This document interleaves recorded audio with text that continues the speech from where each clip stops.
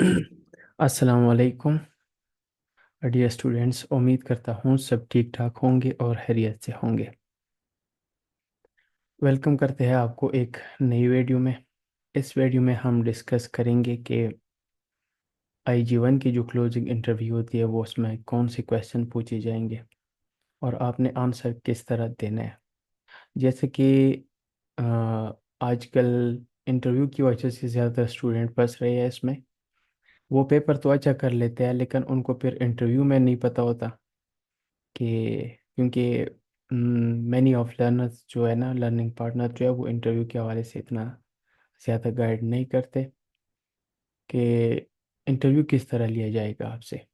मैं ये जस्ट एक वीडियो है जो कि मैं नॉलेज के लिए प्रोवाइड कर रहा हूँ, ताकि जितने भी हमारे स्टूडेंट हैं, चाहे वो जिधर से भी है, तो वो इंटरव्यू की वजह से उनके निबोश जर्नी में कोई मसला ना आए, या इंटरव्यू की वजह से उसका जो रिज़ल्ट है वो ख़राब ना हो जाए, या वो किसी किस्म के प्लेजरिज्म का या इंटरव्यू फ्लैज का शिकार ना हो जाए। अक्सर ऐसा होता है कि जब आप पेपर अच्छा भी देते हैं, या मतलब आप पेपर अच्छा भी सॉल्व करते हैं, तो ऐसा होता है कि फिर जब आप इंटरव्यू क्लियर नहीं करते तो फिर आपका जो इंटरव्यू है वो आपके पेपर से मैच नहीं होता। आई मीन कि आप इंटरव्यूअर को सेटिस्फाइड नहीं करते, क्योंकि इंटरव्यू का मकसद ये होता है कि ये पेपर आपने खुद सॉल्व किया है, और इंटरव्यूअर भी ये कंफर्म करता है कि ये पेपर आपने सॉल्व किया है, आपने किसी से सॉल्व करवाया नहीं है। तो अगर आप इंटरव्यूअर को सेटिस्फाइड नहीं करते तो फिर निबोश की तरफ से आपको एक ईमेल आती है अनसेटिस्फैक्ट्री का, कि आपका जो क्लोजिंग इंटरव्यू है उसे हम सेटिस्फाइड नहीं है। इट्स मीन कि ये पेपर आपने खुद सॉल्व नहीं किया है। फिर आपको वो एक लंबे प्रोसेस से गुजरना पड़ता है, जिसमें मैक्सिमम चांसेस होते हैं कि आपको वो बैन कर दे। अगर बैन नहीं भी करेंगे तो आपको वो दोबारा रिसेट के लिए परमिशन दे देते हैं, यानी आपको वो रिसेट के लिए परमिटेड कर देते हैं, ताकि ये आप दोबारा एडमिशन करें या रिसीट के लिए आप अप्लाई करें। और आपने वो पेपर फिर दोबारा सॉल्व करना होगा, और उसकी फ़ी भी दोबारा देनी पड़ेगी, और क्लोजिंग इंटरव्यू भी दोबारा होगा। तो हम अपनी टॉपिक को स्टार्ट करते हैं। ये जो इंटरव्यू है असल में ये क्लोजिंग इंटरव्यू के हवाले से है, और उस क्लोजिंग इंटरव्यू जो कि हमारा पेपर अभी 2 अक्टूबर 2024 को हुआ था। क्योंकि मैंने पिछली वीडियो में भी कहा था कि मैं हर एग्ज़ाम के ऊपर एक वीडियो बनाता हूँ, क्योंकि हर एग्ज़ाम में क्वेश्चन स्पेसिफिक्स होते हैं और उनके जो सिनेरियो है वो अलग होते हैं। तो जैसे कि आपको पता है कि आपने सिनेरियो भी पढ़ी होगी और आपने पेपर भी सॉल्व किया होगा, तो आपको सिनेरियो का भी पता होगा, और आपको अपने आंसर का भी पता होगा कि आपने अपने आंसर किस तरह लिखे हैं। फिर भी अगर आपने अभी तक अपने पेपर्स के या अपने अपना पेपर जो सिनेरियो है वो नहीं पढ़ा, या अपने पेपर नहीं पढ़ा अपना, तो काइंडली उसको पहले पढ़े, सिनेरियो को पढ़े, उसको समझे, देन आप इस टॉपिक के ऊपर आए। क्योंकि इसमें जो क्वेश्चन है तभी आपको पता नहीं चलेगा जब तक आप अपने आपको सिनेरियो का नहीं पता होगा या अपने सॉल्व पेपर का नहीं पता होगा। तो तभी जब आपको वो सारी चीज़ें पता होंगी तभी आप इंटरव्यू अच्छी तरह दे सकते हैं। तो टास्क नंबर 1, जैसे कि आप सबको पता था कि task number 1, workers not meeting their obligations, यानी कि जो फर्स्ट टास्क था हमारे पास पेपर में, तो वो ये था कि रिकमेंडेशन ILO के रिकमेंडेशन R164 पार्ट ए में जो भी वर्कर्स के ऊपर या एम्प्लॉयज़ के ऊपर जितनी भी ऑब्लिगेशन है, या ILO ने जिसको ILO ने जो रिस्पॉन्सिबिलिटीज़ या जो ऑब्लिगेशंस वर्कर के लिए लिखी हुई है, वो किस तरह इस सिनेरियो में मैट नहीं हुए, यानी उसको वर्कर ने किस वे में फॉलो नहीं किया। तो इसमें ज़्यादा टेंशन लेने की ज़रूरत नहीं, क्योंकि इसमें से कोई भी क्लोजिंग इंटरव्यू क्वेश्चन नहीं आएगा। तो जस्ट मैं आपको बता रहा था। अभी क्वेश्चन नंबर 2 यानी कि टास्क नंबर 2 की तरफ आते हैं। जैसे कि पता था policy implementation, how the policy had not been implemented. यानी कि हमारे पास जो सी बॉक्स पैकेजिंग कंपनी थी या पैकेजिंग ऑर्गेनाइजेशन थी, उसने पॉलिसी को किस तरह इम्प्लीमेंट यानी लागू नहीं किया। तो आप सबको पता है, सिनेरियो भी पड़ी होगी उसमें से कि किन वेज में उन्होंने पॉलिसी सही तरीके से इम्प्लीमेंट या अप्लाइड नहीं किया था। तो इसमें क्वेश्चन किस तरह आपसे पूछा जाता है, यानी एक इंटरव्यूअर जब आपसे इंटरव्यू लेता है तो वो आपसे किस किस तरह का क्वेश्चन कर सकता है। तो इंटरव्यूअर विल पिक 2 पॉइंट्स और example from your answer sheet task number 1। यानी कि जो इंटरव्यूअर है वो 2 एग्जाम्पल आपके आंसर शीट में से या आपके आंसर में से उठाएंगे।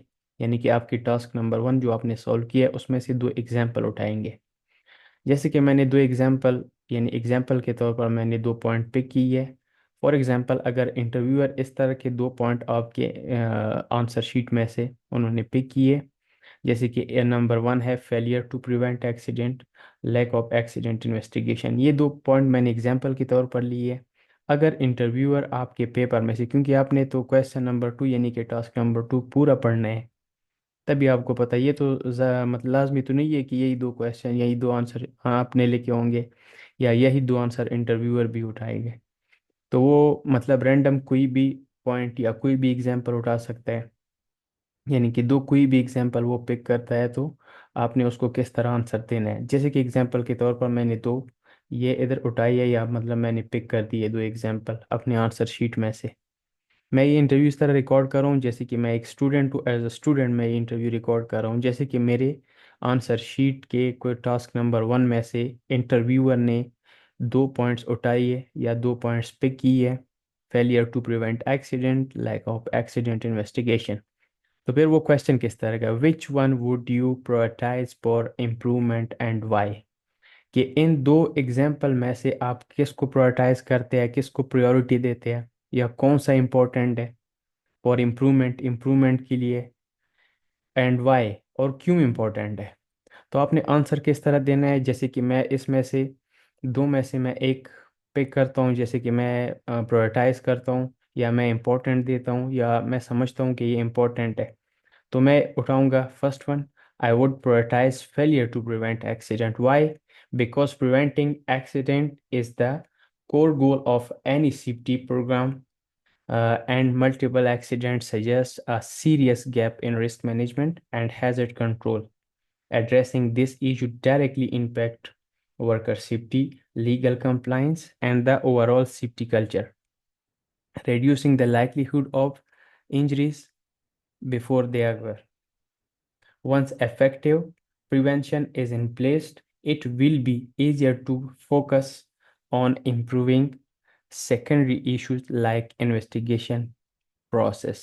तो आप इस तरह आंसर दे सकते हैं। अगर आप सेम एज इट इज़ भी आंसर देंगे तो कोई मसला नहीं है, लेकिन आपको सही तरह से याद होना चाहिए। लेकिन ये मैंने एग्जाम्पल के तौर पर बताया, ज़रूरी नहीं है कि वो दो यही 2 एग्जाम्पल आपका जो इंटरव्यू है वो पे करता है। इसमें से वो डिफरेंट भी पे कर सकता है। यानी आपके पेपर में से वो कोई भी पॉइंट उठा सकता है और आपसे इसमें यानी कि 2 पॉइंट्स आपके पेपर में से ही उठा सकता है। वो रेंडमली जो भी है, चाहे वो दूसरा है, चाहे वो तीसरा है, चाहे वो चौथा है, चाहे वो 15वां है, जो भी है वो उठा सकता है आपके आंसर शीट में से। क्योंकि जब वो आपका इंटरव्यू ले रहा होता है तो आपका जो आंसर शीट है वो उसके पास होता है, क्योंकि निबोश उनको वो शीट प्रोवाइड करता है लर्निंग पार्टनर को। तो आपने क्वेश्चन नंबर यानी कि टास्क नंबर 2 का आपने इस तरह आंसर देना है। फिर आते हैं हम टास्क नंबर 3 की तरफ। टास्क नंबर 3 सबको पता था कि वर्कर इन्वॉल्वमेंट था। What could be done in involve working in improving health and safety standards on site.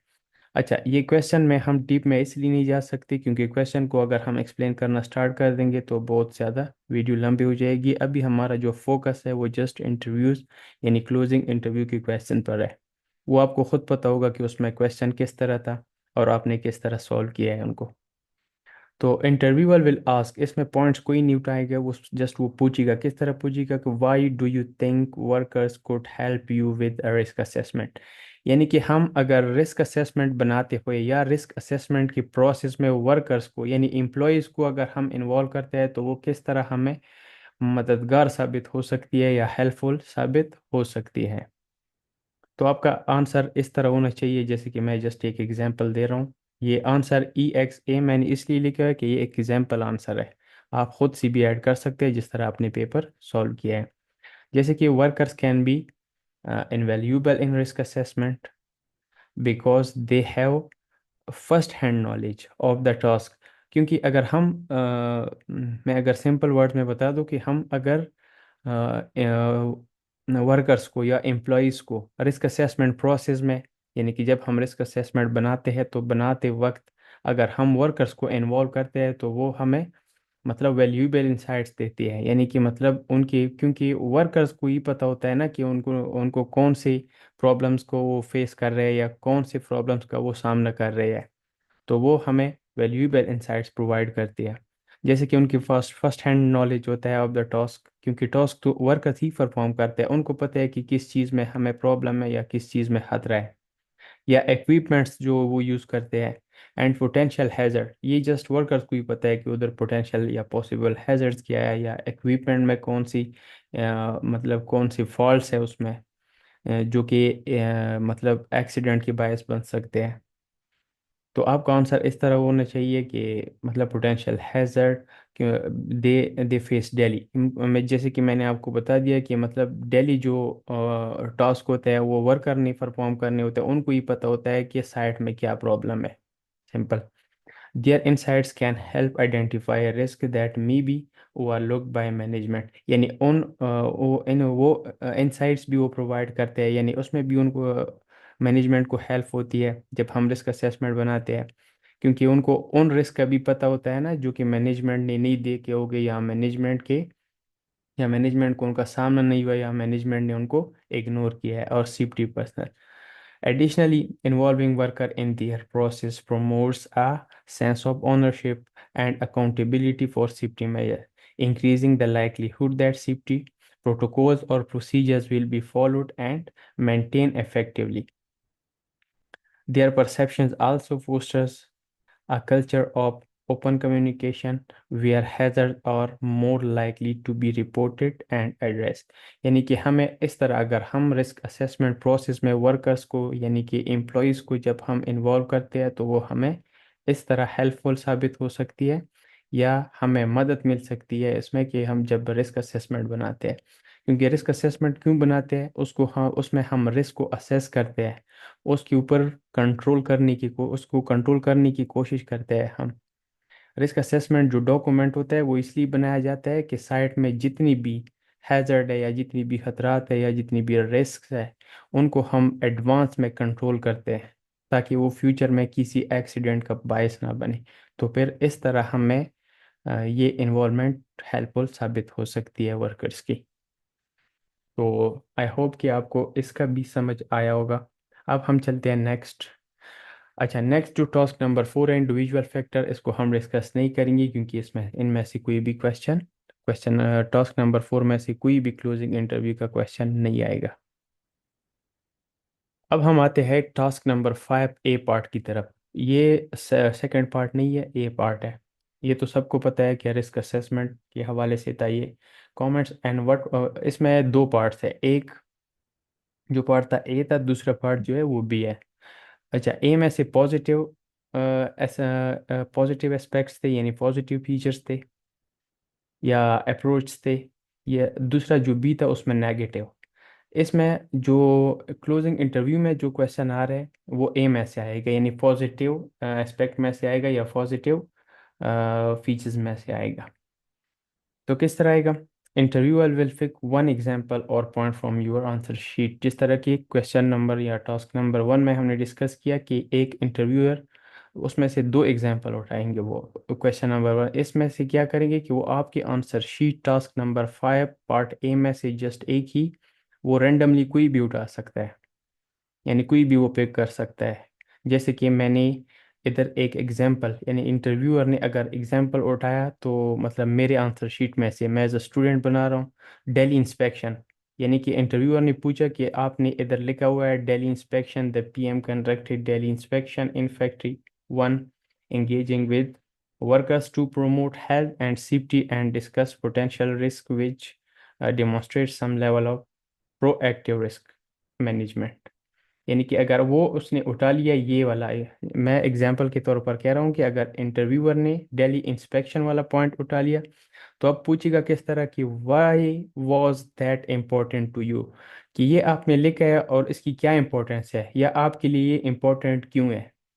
तो आप उसको इस तरह एग्जाम्पल दे सकते हैं, आंसर लाइक, या एग्जाम्पल है the Delhi inspection conducted by the PM. सबको पता है कि प्रोडक्शन मैनेजर था पीएम उधर, सिनेरियो में सबने देखा होगा। वर important important because they demonstrate a proactive approach to risk management. By engaging with workers directly, the PM not only identifies potential hazard in the real time but also encourage a culture of safety awareness among the workforce या workers. This regular interaction builds trust, fosters open communication about risks, and ensure that health and safety concerns are addressed before they lead to incident. It shows a commitment to continuous improvement in safety practices rather than waiting for accident or occur before taking action. तो आप अपना answer इस तरह दे सकते हैं। वो आपको पता होगा कि आपने अपने पेपर में किस तरह उनको आंसर दिया है। जस्ट इस पॉइंट को मैंने एक्सप्लेन किया है, यानी कि इंटरव्यूअर ने पूछा इस पॉइंट के हवाले से कि ये पॉइंट आपने पेपर में लिखा है और ये आपके लिए क्यों इम्पोर्टेंट है, तो मैंने इसकी इम्पोर्टेंस बताई इधर, थोड़ा सा इसको डिस्कस कर दिया। यानी कि इस तरह मैं अपने इंटरव्यूअर को आंसर दे सकता हूँ। तो टास्क नंबर 5 भी हो गया। अच्छा, टास्क नंबर 6 में से एक तो ये कि मैंने तकरीबन 3 टास्क इसमें से निकाल दिए, तो आपके लिए ये इजी हो गया है कि मतलब आप अगर इन 3 टास्क के बारे में आप स्टडी ना भी करें, बल्कि मैं ये सजेस्ट तो कभी नहीं करूँगा कि आप अपने पेपर को स्टडी ना करें, लेकिन फॉर द टाइम अगर आप इसको इग्नोर भी करते हैं तो इसमें से कोई भी क्वेश्चन नहीं आएगा। Task number 6, reactive monitoring measures. ये तो आपको सबको पता था कि रिएक्टिव मॉनिटरिंग मेजर के हवाले से ये क्वेश्चन था या ये टास्क था, तो इसमें से कोई भी जो है ना वो नहीं पूछेगा, उसमें से कोई भी क्वेश्चन नहीं होगा क्लोजिंग इंटरव्यू में। अच्छा, ये जो टास्क नंबर 7 है ये थोड़ा ट्रिकी है। क्योंकि ये ट्रिकी क्यों है अभी आपको आगे पता चल जाएगा। सबको पता था कि ये एक्सीडेंट इन्वेस्टिगेशन के हवाले से था, जिसमें लिखा हुआ था कि what the underlining causes of the paper, जो भी मशीन था एक्सीडेंट, यानी मतलब जो एक्स जिस मशीन की वजह से, पेपर मशीन की वजह से एक्सीडेंट हुआ था विद वर्कर एक्स, ठीक है ना, उसकी क्या अंडरलाइन कॉजेज होती है। अभी अगर आपको ये नहीं पता कि अंडरलाइन रूट या इमीडिएट कॉजेज क्या होता है तो फिर आपने कोर्स नहीं पढ़ा होगा। तो आपको पता होना चाहिए कि underline root and immediate causes क्या होते हैं। अच्छा, इंटरव्यूअर किस तरह क्वेश्चन करेगा कि what other type of accident investigation cause can you think of, कि मतलब और कौन से, कि आपने जो पेपर में लिखा है ना, यानी कि जितनी भी आपने कॉजेज लिखी है, अंडरलाइन कॉजेज आपने लिखी है, इसमें से और कौन कौन से कॉजेज हो सकते हैं, मतलब किस कॉजेज के या किस वजूहात के बारे में, अदर जो है ना, मतलब इसके अलावा। अच्छा, इसके अलावा क्या हो सकते हैं, मैं अभी आपको समझा दूंगा कि क्या हो सकते हैं। असल में अंडरलाइन कॉजेज तो आपने पेपर में सारे लिखे होंगे, लेकिन आपने पेपर में ना इमीडिएट कॉजेज लिखे हैं ना रूट कॉजेज लिखे हैं। तो इस वजह से ये क्वेश्चन थोड़ा सा ट्रिकी बनाया है, यानी ट्रिकी बनाया है क्योंकि जो लर्नर है या जो स्टूडेंट है वो कंफ्यूज हो कि ये किस सब बारे में पूछ रहे हैं। तो अदर जो है, यानी कि मतलब root causes and immediate causes क्या हो सकते हैं, या आप क्या सोच सकते हैं। तो इसका, जैसे कि मैंने इधर नोट में लिखा हुआ है ना, in this question interviewer focus on intermediate and underline causes. इसमें जो इंटरव्यूअर का फोकस होगा ना, उस इस चीज़ पर होगा कि मतलब आप उनको आंसर किस वे में दे रहे हैं। यानी कि उनका फोकस होगा कि ये जो मतलब एक स्टूडेंट है वो मुझे इमीडिएट और सॉरी, इधर मैंने अंडरलाइन लिखा है, ये अंडरलाइन नहीं है, सॉरी फॉर दिस मिस्टेक, ये रूट है, root causes, intermediate and root causes. यानी कि उनका फोकस होगा कि आप उनको इंटरमीडिएट एंड रूट कॉजेस के बारे में बताएं। अच्छा, एग्जाम्पल आंसर है ये, आप किस तरह उनको आंसर दे सकते हैं? अदर इमीडिएट एंड अंडरलाइन, या इधर इधर भी मैं चेंज करता हूँ, ये रूट है। Root causes of accident could include, इसमें ह्यूमन एरर हो सकता है, जिस सच एज डिस्ट्रैक्शन और fatigue leading to unsafe action. कि मतलब ह्यूमन एरर, ये ह्यूमन एरर है ना, मतलब जो कि बायस बन सकती है, फटीग या सच एज अ डिस्ट्रैक्शन और फटीग, यानी मतलब जहनी तनाव।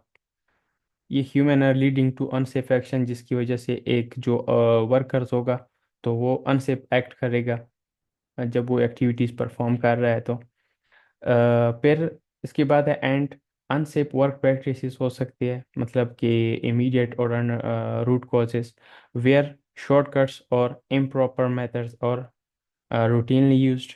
immediate causes might involve faulty equipment भी हो सकता है, lack of personal protective equipments भी हो सकते हैं, while underlying cause often include immediate sorry inadequate information of safety policies, poor job design that increase physical or demands, and वो हो सकता है insufficient emergency preparedness हो सकती है to response measure, a lack of leadership commitment to safety, or failure to regularly update risk assessment as condition change can also contribute to significantly। अच्छा, ये इसका ये थोड़ा सा ट्रिक ये था कि इसमें से आप अदर, मतलब जो आप अगर इंटरनेट से सर्च कर सकते हैं, या क्योंकि ये अगर आप इंटरनेट से सर्च करेंगे तो फिर इसको समझने की ज़रूरत इसलिए भी होगी क्योंकि वो आपको फिर सिनेरियो से ना कंपेयर करने पड़ेंगे, क्योंकि हमने आंसर जो है ना, अगर इस टास्क को आप देखें तो इस टास्क में उसने लिखा हुआ था कि ये जस्ट मतलब कि based on the scenario only था, तो ये हमने सिनेरियो के अकॉर्डिंग आंसर देने थे। तो अभी आपने सिनेरियो में देखना है कि मतलब कौन कौन से इंटरमीडिएट या रूट कॉजेस हो सकते हैं। तो आप अगर जस्ट नाम भी लेंगे ना, यानी मतलब इस तरह अगर एक्सप्लेन ना भी करेंगे, जैसे कि इधर है ह्यूमन एरर एज लाइक या सच एज अ डिस्ट्रैक्शन और फटीग का, अगर ये आप ना भी करें तो जस्ट उनके जो नाम्स है वो याद करें, अदर टाइप ऑफ ये हो सकते हैं। मतलब उधर उसने वो जस्ट टाइप्स लिखी हुई है ना, जिधर भी टाइप्स आते हैं ना तो उधर आपने नाम बताने होते हैं। यानी उसको अगर आप एक्सप्लेन कर सकते हैं तो वेल एंड गुड, अगर नहीं कर सकते तो जस्ट आप टाइप्स बता दें, तो इंशाल्लाह आपका इंटरव्यू पास होगा। तो उम्मीद है कि आपको हमारे इस क्लास का पता चल गया होगा और आपको काफ़ी सारी चीज़ों में आसानी होगी अब। तो मिलते हैं इंशाल्लाह नेक्स्ट वीडियो में। अल्लाह हाफिज़।